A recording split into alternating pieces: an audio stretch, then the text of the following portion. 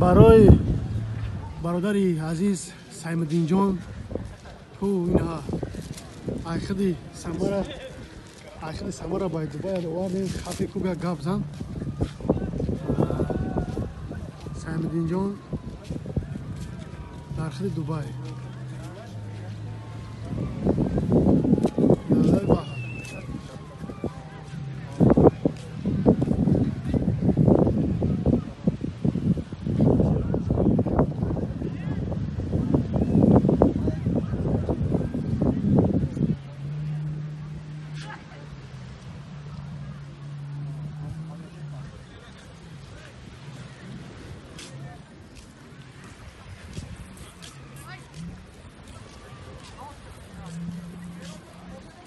سایمودین کو گاب زن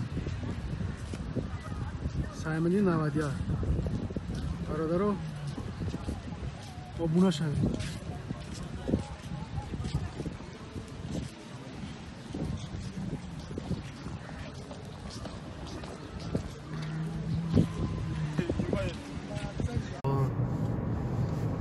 سایمودین نوادیار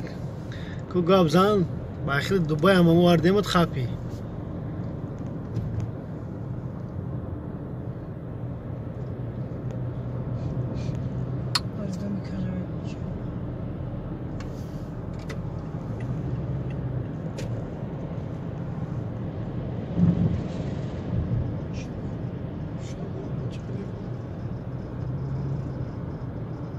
دستروس نگاه کنید طرف دستروس نه طرف فوقتای طرف دستروس بباید تاشم معلومش که من چه نفهمی است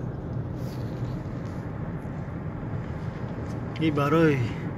سایمودین نوادیار گک